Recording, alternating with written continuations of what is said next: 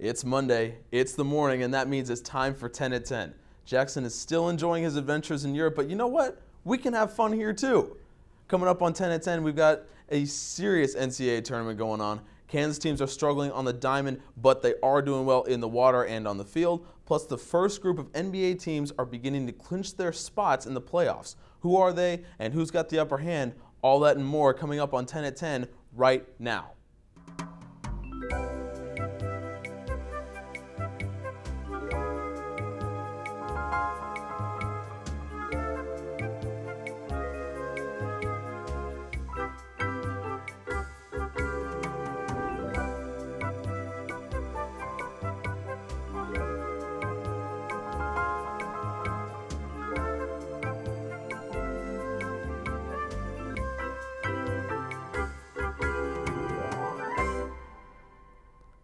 After a 29-2 start that got Kansas ranked and got Coach Megan Smith her 300th win, the Jayhawk softball team couldn't keep their hot start rolling in the first series of conference play.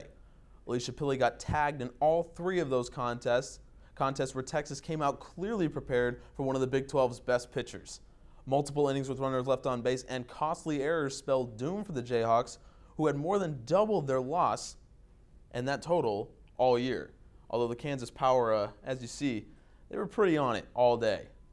Kansas will travel to Stillwater on Thursday, Friday, and Saturday to try to regain their momentum against Oklahoma State. And if they can bring any semblance of the power that they showed in the Sunday game against the Longhorns, I think they're in pretty good position.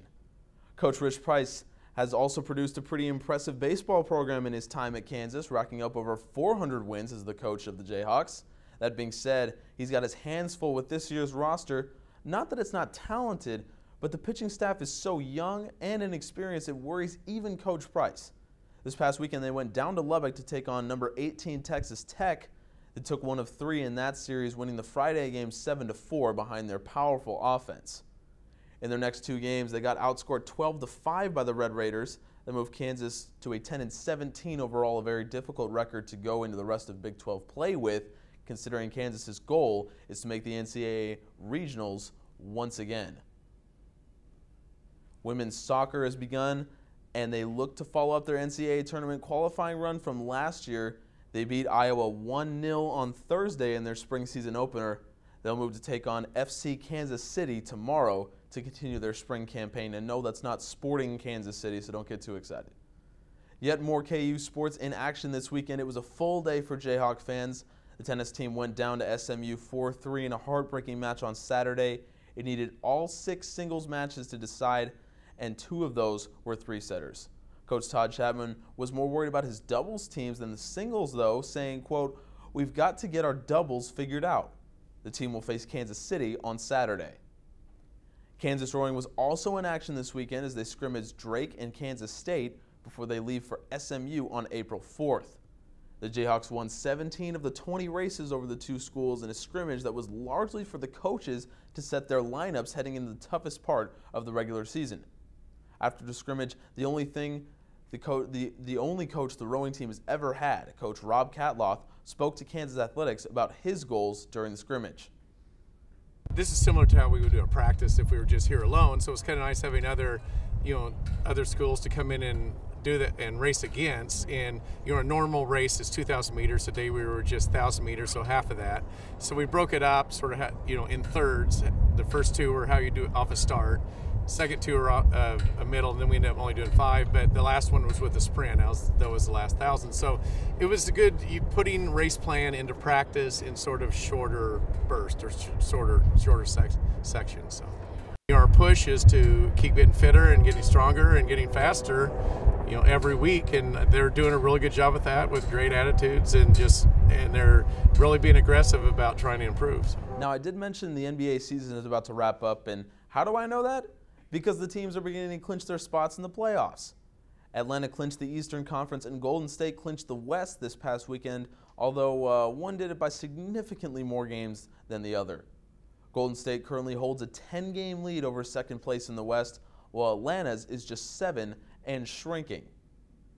Not that it really matters actually at this point, but I'd like to take this team and I'd like to take this time to point out how ridiculously, almost comically bad the Eastern Conference is. 10 teams in the West would make the playoffs in the East, while just 4 would make it in the West from the East. The East has 3 teams currently set to make the playoffs that are under 500, and it doesn't look like that will change anytime soon. In the East, a 28-win team is still in contention for a playoff spot, whereas in the West, a 28-win team got eliminated from playoff contention almost a week ago. It's sort of ridiculous how bad the Eastern Conference is, which makes it even more unbelievable that most people consider the Eastern Conference champions will win the title this year.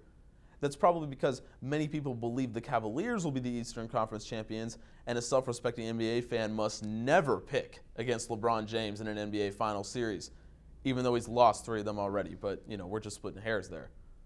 More than he's won, actually, that is. The point of the story is 7 teams have clinched a spot in the 16-team playoff field, and those last 9 spots are still up for grabs. The weather is warmer, the days are longer, and that can only mean one thing. Baseball is back. The season opens up on April 5th with the clash between the Cardinals and the Cubs at night. The Cubs have already announced John Lester will start the game, and the Cardinals haven't announced their starter yet. Every other team is in action on the 6th. James Shields, Johnny Cueto, Clayton Kershaw, and David Price start their opening days. The Royals will face off against the White Sox to begin the series, with Yordano Ventura squaring off with the newly acquired Jeff Samardzija on the bump. And by the way, a little Good Morning KU inner rivalry here. Sam's Brewers face off against my Rockies to begin, and a whole Snickers bar is on the line. So be rooting for me, ladies and gentlemen. I need that Snickers bar.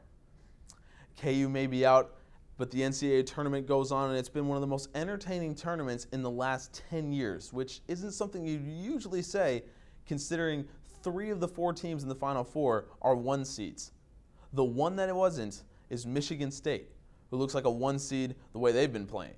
Travis Trice is playing out of his mind right now, and he's combined with the rest of the powerful Spartan backcourt to lead Tom Izzo to his 7th career Final Four.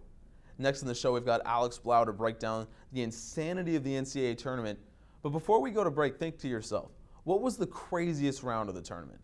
Nothing beats the first weekend, and on 785 Live last Thursday, we made our rewind of the NCAA tournament's first slate of games. So as you get ready for the best college basketball of the season, check out this rewind of the most exciting weekend in all of college basketball. We'll be back with Alex Blau.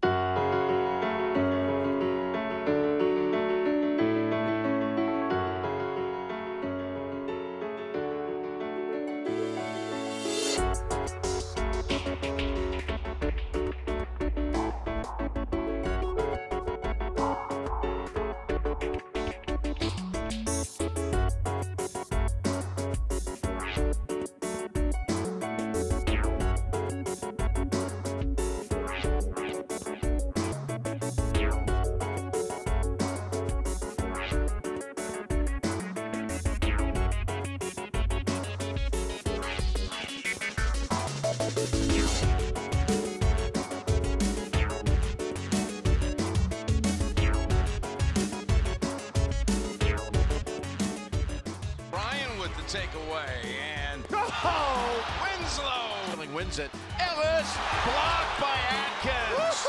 Tree double well. What a feed! DeMonte Dodd, big finish. You get by. Backdoor. There it is. D9. Look at the mismatch over in the left corner. Never go to it. Quinn gets blocked. Here's Cook. Pretty bounce pass on the side, and there is Okafor. Duke basket. Wiley ahead. Now it's Lehman. Takes the long one. Oh, my! Pollard meets Dunn at the apex. Oh, what a move, but the shot way off, attempted by Van Vliet. Ellis on the other end took an elbow to the first points of the night. Brooks rolls. Serving up a facial. Trice, nifty dribbling.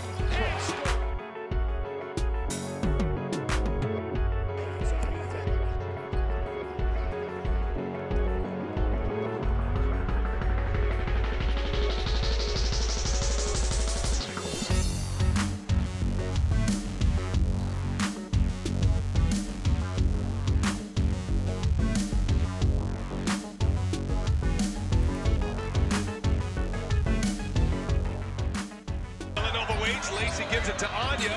Clock goes to 2. Anya, little turnaround, and it goes! BJ Anya! NC State on top! Guarded by Octius. 3 seconds to go. Takes it all the way. Oh! That's going to count. Yes! That looked good. Sends him to the round of 32. Beautiful.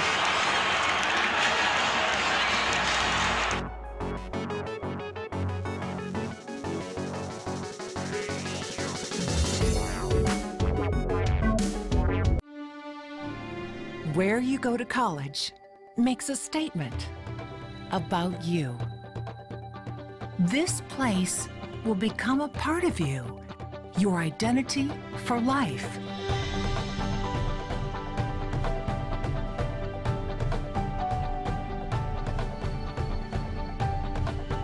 The University of Kansas, a great place to be you. Welcome back into 10 at 10. I'm Griffin Hughes, and joining me is Alex Blau. Alex, thanks for joining us. Yeah, thanks. Thanks for having me on. Well, you've watched almost every game of the tournament, I Yeah, assume, just about, right? just about. There you go. And you were in Omaha when Kansas was playing in their regional. Unfortunately or unfortunately, depending on how you look at it, right? So I have to ask you, what's been your favorite game of the tournament? Well, I think my favorite game was probably last Saturday night in the Notre Dame versus Kentucky game. Obviously, Kentucky undefeated all year and really had their toughest matchup with Notre Dame, a great shooting team that really slowed the game down.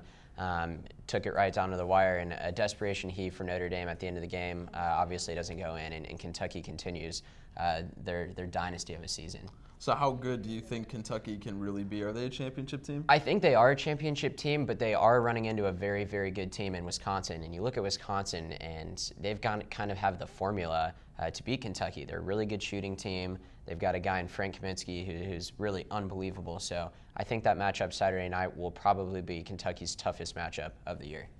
So Wisconsin is one of those teams that's, greater than the sum of its parts kind of deal. Yeah. You think that that's the formula to beat Kentucky, or do you need to have talent to match up with their stars at every position? Well, you have to have a little bit of talent because Kentucky is absolutely loaded. They have 9 McDonald's All-Americans. We really haven't seen a team like this in a long time. But I do think Wisconsin does have the formula. Like I said, they're a great shooting team, and they bring the experience too. And they've got that senior leader in Frank Kaminsky, who is very good. And Kentucky really does not have a senior leader on their team.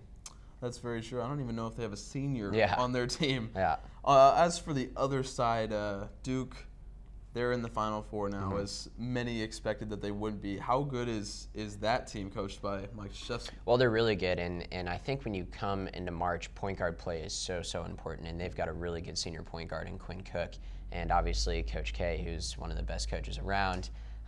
So I think Duke probably does get by Michigan State on Saturday, but you have to remember Tom Izzo is a fantastic coach on the flip side of the ball for Michigan State. So I think that's going to be a really good game, but I think that Duke will probably win by 6 or 7 points. Well, it's probably the best coaching matchup we've seen this tournament. I mean, we've got Coach K, who has more wins than anyone in the history of college basketball, but then we've got Coach Izzo, who is renowned for doing more with less. So is that the best coaching matchup we've seen this tournament? I think it has to be. And if you look at Tom Izzo, I mean, this Michigan State team, they're very senior heavy, which is good, obviously, in the NCAA tournament. But they are a 7 seed, and they didn't have a lot of expectations coming into the tournament.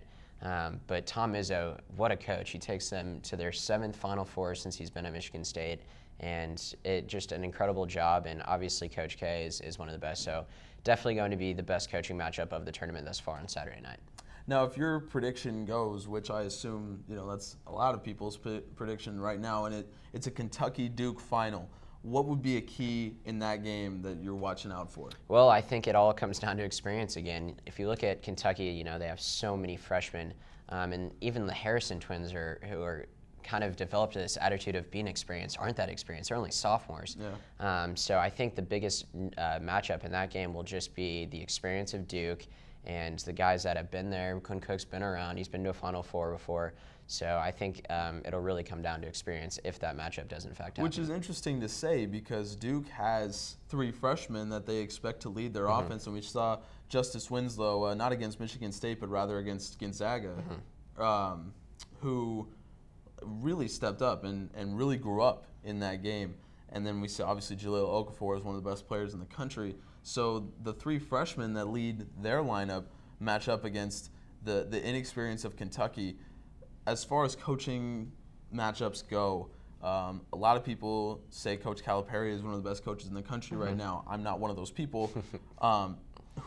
Is there a distinct advantage in the coaching matchup, or is it a toss-up? I think it's really a toss-up right now, and I think a lot of people get judged, a lot of coaches that is, get judged on the NCAA tournament when really it's more of, I like to judge them off of body of work. So Bill Self has kind of gotten this reputation of losing early in the tournament, but has also gone on this amazing streak of 11 straight conference titles. But I don't think there really is a dominant coach. I would think that if there is one that's a step ahead of anyone, it's Coach Calipari, and I think he kind of has this system developed, and he's figured out a way to run his team like a well-oiled machine. And you know, they're back in the Final Four for the 2nd year in a row, and they're really an incredible team. Like you said, Kentucky back in the Final Four. Duke, they've made so many. I believe Coach K has made 13 of them. What's your prediction? Well, I think it's going to be one of the best Final Fours that we've seen in a long time, and especially with 3 of the #1 seeds makes it a lot of fun. I think Wisconsin actually comes out and is going to be the national champion next Monday. I think with their experience and having Frank Kaminsky, who is just unbelievable and probably the player of the tournament so far, averaging 22 points per game, I think when you combine that with their experience, they've got a really good shot to upset Kentucky. Well, you know, Travis Trice might have a little something to say about that player of the tournament business. Yeah. He's had a pretty good run himself. But, wow, that's an interesting prediction. I would think that we'd be talking about Kentucky-Duke and one of those teams. But pulling some out of left field, I like it. Alex Blau from KJHK Sports. Alex, thank you so much for joining us. Yeah, thank you, Griffin. Anytime. We've got Tom Skoke on next for news. And then, of course, we've got the immaculate Sammy Olaf for weather. So you don't want to miss it. Join us on Good Morning KU right after this. What do you mean? What do you mean my mocha's not here? I'm Ben Allen, seriously. What about here? Is that better? Oh, now my arm's disappearing. Obviously, this is even worse. Make sure you tweet at us at 3InKey on Twitter. I don't know where else you would tweet at us, but you should do that because I'm lonely and I need friends. Please follow me, Ben Allen Sports. It'll make your day better. Probably not. It'll make mine better, though. Literally, I'm back again on Good Morning KU for 3 weeks. I'm going to be coming in, analyzing those teams, telling you what you need to know and why you need to know it. Because I know things. We're going on a trip and our favorite rocket ship. Follow me on that Twitter thing, Ben Allen Sports. So March Madness is coming up. Why am I wearing a Ravens shirt? Because I am a loser. Signing off. Konnichiwa. I'm back. Hi, I'm Tom Skoke, and this is your Monday Good Morning KU News Update. A shooting and bombing at Mogadishu Hotel in Somalia killed at least 6 people on Friday. Security forces and gunmen were exchanging gunfire on that evening. Islamist group Al-Shabaab seems to be responsible for the attack. The hotel itself is popular with lawmakers, journalists, and business people. Both Arrowhead Stadium and Kauffman Stadium fired the manager who went against the food safety violations. The manager was fired on March 17th through a letter. City Health Department reports that there were 37 critical violations of food safety, including 26 in concession stands. The university will increase its student fee for 2015-2016 school year. The average student paid about $450.04 this year, but it will be increased to about $455.55 in the upcoming school year. According to the University Daily Kansan, these increases to fees are not official yet. It must pass through full Senate before it is official. The Spencer Art Museum will close the door for renovation on April 12th. The improvements will be focused on lobby, floor, ceiling, and expansion of the study spaces. The first phase of renovation will be expected to be done by mid-2016. That will wrap up today's news update. After the break, Elizabeth and Sam will be here to talk about the weather. Stay tuned.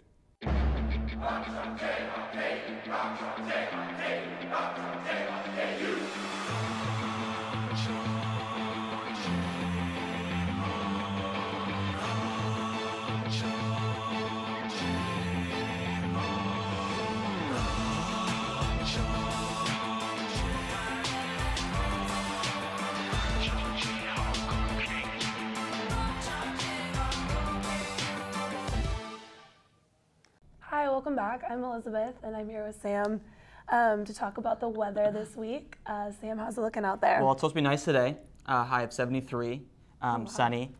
Tomorrow it's supposed to be a high of 75 and sunny, but Wednesday it's supposed to be 81. So bring out your shorts for that one, for that day, and your bro tanks, if you wear bro tanks, because it's supposed to be a high of 81. But Thursday and Friday is going to be a chance of rain. Okay. It's still supposed to be high of like 73 on Thursday, but it's going to dip down to 59, high 59 on Friday. Okay, and then how does it look going into this Easter weekend? Easter weekend looks pretty nice. Really sunny, high of 66 on Saturday and high of 64 for Easter Sunday. Oh, wow. Yeah. Wonderful. We're being spoiled this early in sure. April, late March. All right, good deal. Well, thanks for joining us, and we hope you guys have a great day.